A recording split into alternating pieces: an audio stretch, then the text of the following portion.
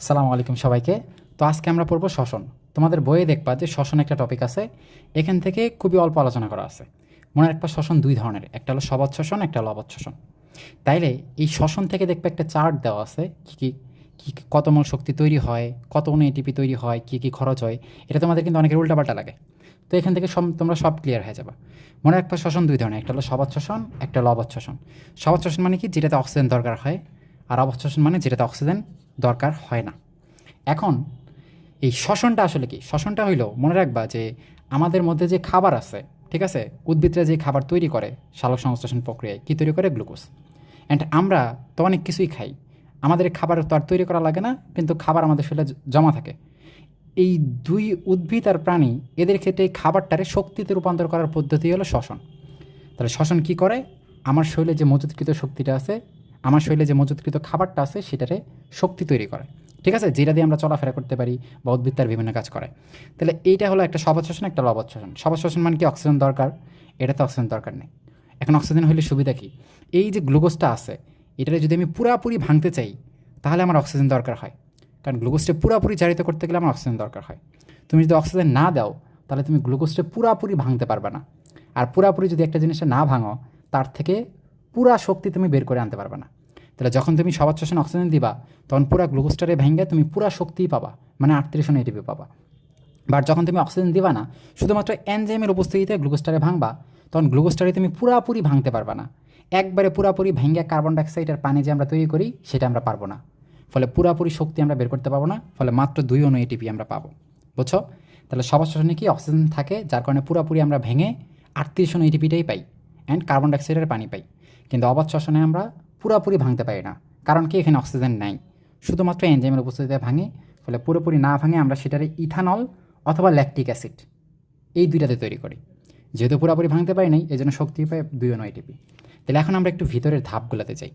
শ্বসনের ধাপ হলো 4টা। একটা গ্লাইকোলাইসিস, একটা পাইরুভিক অ্যাসিডের জারণ অথবা অ্যাসিটাইল কোয়ে সৃষ্টি। তোমাদের বইয়ে দেখবে অ্যাসিটাইল কোয়ে সৃষ্টি আছে। কারণ 1 নাম্বার ধাপে দেখো গ্লুকোজ থেকে পাইরুভিক অ্যাসিড পাই। 2 নাম্বার ধাপে পাইরুভিক অ্যাসিডের আবার ভেঙে আমরা অ্যাসিটাইল কোয়ে পাই। দেন অ্যাসিটাইল কোয়ে একটা চক্র সম্পন্ন করে। তাইলে এগুলারে বলা যায় একটা হলো গ্লাইকোলাইসিস। তাহলে এই গ্লুকোজ থেকে যে আমরা পাইরুভিক অ্যাসিড পাই, এটারে বলে গ্লাইকোলাইসিস। এই পাইরুভিক অ্যাসিডটারে ভেঙে আমরা অ্যাসিটাইল কোয়ে পাই। তাহলে এখানে কিন্তু 2টা কাজ করছে, একটা পাইরুভিক অ্যাসিড জারিত হয়েছে, আর একটা অ্যাসিটাইল কোয়ে তৈরি হয়েছে। তাই না? তুমি দুইটাই বলতে পারো, পাইরুভিক অ্যাসিডের জারণ অথবা অ্যাসিটাইল কোয়ে সৃষ্টি, কারণ দুইটাই সঠিক, তাই না? একটা জারত হয়েছে আর একটা কি তৈরি হয়েছে।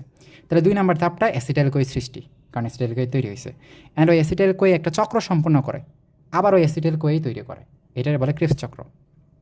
এই 3টা ধাপে আমাদের কিছু কিছু শক্তি তৈরি হয়, যেটার আমরা জোড়া লাগলে কিন্তু ওই 38 এটিপি পাই। মেন যে শক্তিগুলো আছে, সেগুলো কিন্তু এই 3টা ধাপেই তৈরি হয়, ঠিক আছে? 4 নাম্বার যে ধাপটা আছে, সেখানে নতুন কোনো শক্তি তৈরি হয় না।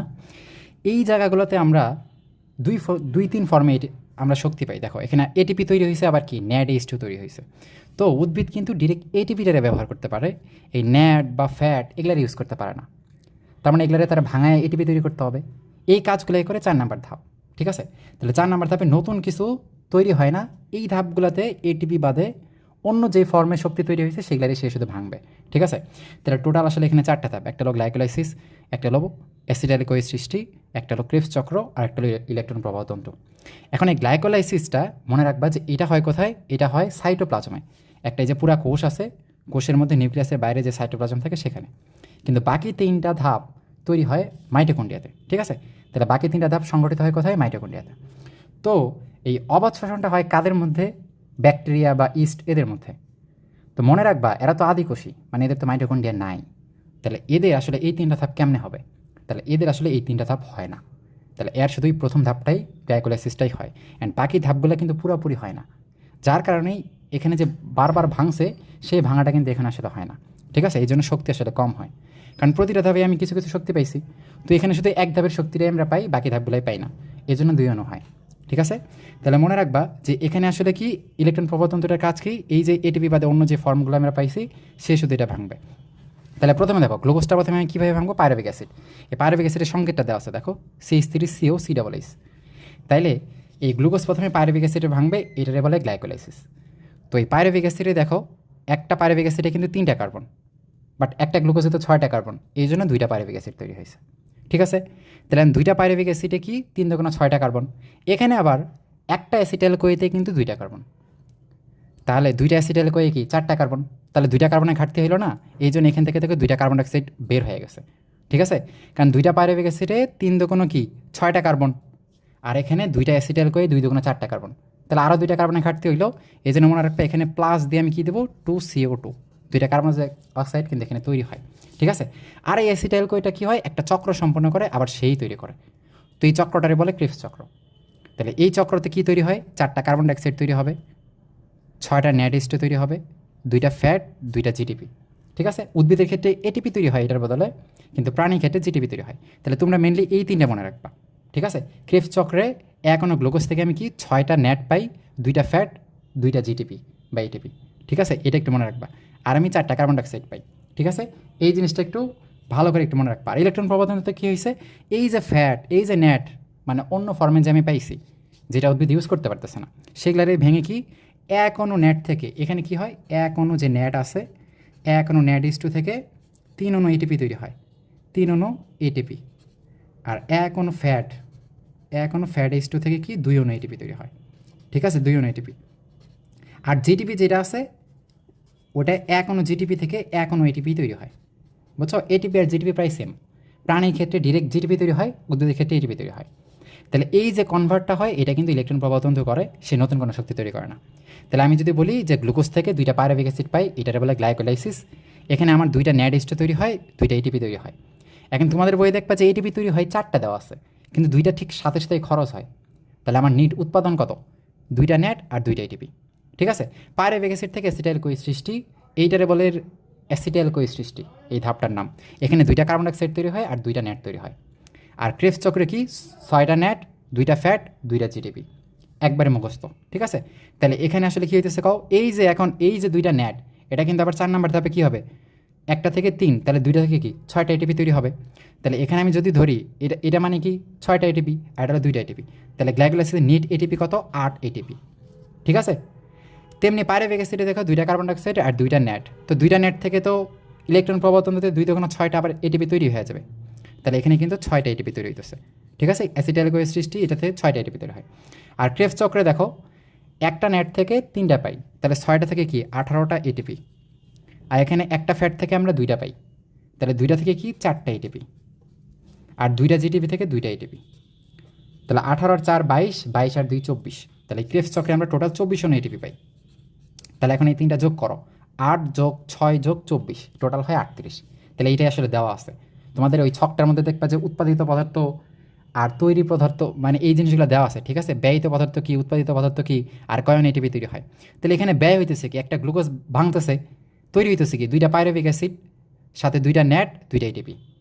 এই ধাপে দেখো অ্যাসিটাইল কোয়ের সৃষ্টি, এই ধাপে ব্যয় হইতেছে কি 2টা পাইরুভিক অ্যাসিড ব্যয় হইতেছে, আর তৈরি হইতেছে কি 2টা অ্যাসিটাইল কোয়ে তৈরি হইতেছে, প্লাস 2টা কার্বন ডাইঅক্সাইড তৈরি হইতেছে, প্লাস 2টা ন্যাট তৈরি হইতেছে। ঠিক আছে, এইগুলাই দেওয়া আছে। ক্রেবস চক্রে দেখো ব্যয় হইতেছে কি 2টা অ্যাসিটাইল কোয়ে, তাই না? অ্যান্ড উৎপন্ন হয় কি কত, এই যে 4টা কার্বন ডাইঅক্সাইড, 6টা ন্যাট, 2টা ফ্যাট, 2টা জিটিপি। এই 2টা জিটিপির জায়গাতে কিন্তু অনেক টাইমে 2টা এটিপিও লেখা আছে। ঠিক আছে, ওইটা কিন্তু একই। আর এগুলা একবার নিট এই জায়গাতে ভেঙে কিন্তু নিট 24 অণু তৈরি হয়। তাহলে এই 3টার হিসাব তোমরা বুঝলা। তো আমি অবৎ শ্বসনে বলছি যেহেতু এখানে অক্সিজেন থাকে না, এই জন্য এটা পুরোপুরি আমরা ভাঙতে পারি না, এনজাইম দিয়ে আমরা ভাঙি, এর জন্য পুরোপুরি ভাঙে না। অ্যান্ড আরেকটা কথা, শ্বসনের যে বাকি 3টা ধাপ মাইটোকন্ড্রিয়াতে হয়, তো অবৎ শ্বসনে আসলে মাইটোকন্ড্রিয়া থাকে না, কারণ অবৎ শ্বসন হয় কাদের, যারা মনেরা রাজ্যের আছে, মানে ব্যাকটেরিয়া বা ইস্ট, তাদের তো আসলে কি মাইটোকন্ড্রিয়া নাই, এজন্য তাদের এই 3টা ধাপ হইতে পারে না, শুধু গ্লাইকোলাইসিসটা হয়, কারণ গ্লাইকোলাইসিস হয় সাইটোপ্লাজমে। তো তাদের এই গ্লুকোজ থেকে পাইরুভিক অ্যাসিড, মানে গ্লাইকোলাইসিস ধাপটা সুন্দর করেই হয়। তো গ্লাইকোলাইসিস হলে কী হবে, 2টা ন্যাট তৈরি হবে আর 2টা এটিপি তৈরি হবে, তাই তো? এরপরে পাইরুভিক অ্যাসিডটা কি অ্যাসিটাইল কোয়ে সৃষ্টি হওয়ার কথা, বাট সেটা আসলে হইতে পারে না, কারণ কি সেখানে আসলে অক্সিজেন নাই আর মাইটোকন্ড্রিয়াও নেই, এই জন্য সেটা হইতে পারে না, এই জন্য সে পুরোপুরি জারিত হইতে পারে না, তাই না? এই যে বলছি না, এটা হলো পাইরুভিক অ্যাসিডের জারণ। তো এখানে আসলে পুরোপুরি জারিত হইতে পারে না, উল্টা আসলে কী হয়, কত বিজারিত হয়, উল্টা বিজারিত হয়। বিজারিত হওয়া মানে হয়ে কী তৈরি করে, ল্যাকটিক অ্যাসিড আর ইথানল তৈরি করে। মনে রাখবেন, কিছু কিছু ব্যাকটেরিয়া আছে বা আমাদের যে পেশি আছে, আমাদের হাতের পেশি, সেখানে ল্যাকটিক অ্যাসিড তৈরি হয়। আর ইথানল তৈরি হয় কোথায়, ওই যে ইস্ট। ঠিক আছে, ইস্টে ইথানল তৈরি হয়, অথবা আমাদের যে বেকারি শিল্প আছে, মদ শিল্প বা পণ্য শিল্প, সেখানে আসলে ইথানল তৈরি হয়। এই দুইটাই দুই ক্ষেত্রে তৈরি হয়, ঠিক আছে? কারো কারো ক্ষেত্রে ল্যাকটিক অ্যাসিড, কারো কারো ক্ষেত্রে ইথানল। তো পেশিতে ল্যাকটিক অ্যাসিড তৈরি হয়, এটা মনে রাখবা। তার মানে এই দুইটা জিনিস তৈরি হয়। পাইরুভিক অ্যাসিডটা উল্টা বিজারিত করে কিন্তু এটা তৈরি হয়। তো এখন বিজারিত হওয়া মানে কি জানো? হাইড্রোজেন অ্যাড করা। তাহলে এই যৌগের সাথে আমরা হাইড্রোজেন অ্যাড করবো, কই পাবো? এই যে দেখো নেটের সাথে হাইড্রোজেন আছে না, ওই হাইড্রোজেনটা এখানে এসে আর আমরা বিজারিত করে দিলাম। তাহলে এই যে নেটের মধ্যে যে হাইড্রোজেন ছিল, এখন হাইড্রোজেন থাকা মানে কিন্তু শক্তি থাকা, এটা কিন্তু তোমাদের আমি লিখে দিছি বইয়ে। তার মানে এই নেট যখন হাইড্রোজেন চলে গেছে এখানে, তাহলে আর তার হাইড্রোজেন নেই, ফলে এর মধ্যে কিন্তু আর শক্তি নেই, ফলে এই কিন্তু ব্যয় হয়ে গেল, ঠিক আছে? তাহলে বাকি থাকলো কি কত? 2 ATP। তাহলে এটাই কিন্তু আসলে নেট, বুঝছো? তাহলে প্রথম কথা শোনো, প্রথম ধাপ সুন্দর করেই হয়, ওর মতোই 2টা নেট আর 2টা ATP তৈরি হয়। কিন্তু দ্বিতীয় ধাপে নতুন কিছু তৈরি হয় না, বরং আগে যে নেটটা তৈরি হয়েছিল সেটা কিন্তু ক্ষয় হয়ে যায়, ঠিক আছে? ফলে থাকলো কি? 2টা ATP। ক্ষয়টা কেমনে হইলো? ওই যে আমি বলছি, এর আমরা বিজারিত করছি। বিজারিত করা মানে হাইড্রোজেন যুক্ত করা। তাহলে এর সাথে হাইড্রোজেন যুক্ত করবো আমি কই পাবো? ওই যে নেটের সাথে যে হাইড্রোজেন আছে না, H+H, ওই হাইড্রোজেনটা এর কাছে চলে আসবে। তখন কি এটা শুধু কি নেট হয়ে যাবে না? Net H। তো হাইড্রোজেন যেহেতু চলে আসছে, তার মানে ওই নেট আর কোনো কাজের না, ওর আর কোনো শক্তি নেই, ফলে ওই এখন বাদ, ঠিক আছে? ফলে থাকলো কি? 2টা ATP। এই জন্য এখানে আসলে 2টা ATP তৈরি হয়, বুঝছো? তাহলে এখানে আসলে 2 ATP তৈরি হয়, আর এখানে নিট 38 ATP তৈরি হয়। এটার ধাপ 4টা। এটার ধাপ কিন্তু 1 নম্বর ধাপ গ্লাইকোলাইসিস, অ্যান্ড 2 নম্বর ধাপে কী কত? পাইরুভিক অ্যাসিডের বিজারণ বা পাইরুভিক অ্যাসিডের আংশিক জারণ। তোমাদের বই দেখবে এরকম লেখা আছে, ঠিক আছে? পাইরুভিক অ্যাসিড কিন্তু উল্টা বিজারিত হয়েছে, তাই না? বিজারিত হয়ে কি আগের যে নেট ধরে তৈরি করছে ওটা কিন্তু খরচ হয়ে গেছে। তাহলে এই জন্য এখানে আসলে মনে রাখবা, গ্লুকোজ থেকে একবারে আমরা ডিরেক্ট আলটিমেট পাইতেছি কি? ইথানল পাইতেছি অথবা ল্যাকটিক অ্যাসিড পাইতেছি, ঠিক আছে? তো আলটিমেট হলো, যদি আমি এক ধাপে বিক্রিয়াটা দেখাই, এই গ্লুকোজ থেকে আমি ইথানল বা ল্যাকটিক অ্যাসিড পাবো আমরা, ঠিক আছে? ল্যাকটিক অ্যাসিড কোথায় পাবো? ওই যে পেশি বা কিছু ব্যাকটেরিয়াতে। আর ইথানল পাবো ম্যাক্সিমাম জায়গাতেই, ঠিক আছে? যে ব্যাকটেরিয়া যেগুলো আছে সেগুলো ইস্টে যে আছে সেগুলোতে আমরা পাবো, বুঝছো? এটাতে 2 অণু, এটাতে 38 অণু। তাহলে এটাই মোটামুটি ছিল শ্বসনের কনসেপ্ট, ঠিক আছে? মনে রাখবা, এই সবাদ শ্বসন কোথায় হয়? আমরা যারা প্রাণী আছি মেনলি তারা, উন্নত যারা আছে তারা, ঠিক আছে? আর অবাধ শোষণ হয় কোথায়?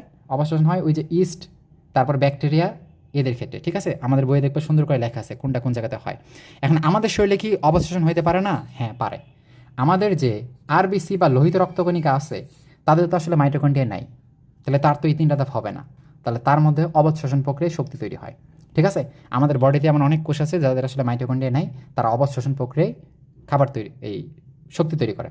আবার আমরা যখন খুবই দৌড়াদৌড়ি করি বা ক্লান্ত, খুবই পরিশ্রম করি, তখন আমাদের পেশির কোষগুলো কিন্তু পর্যাপ্ত অক্সিজেন পায় না, ঠিক আছে? তো তখন তারা কিন্তু অবশোষণ প্রক্রিয়া কি? আমাদের পেশিতে ল্যাকটিক অ্যাসিড তৈরি হয়, ঠিক আছে? অবশোষণ।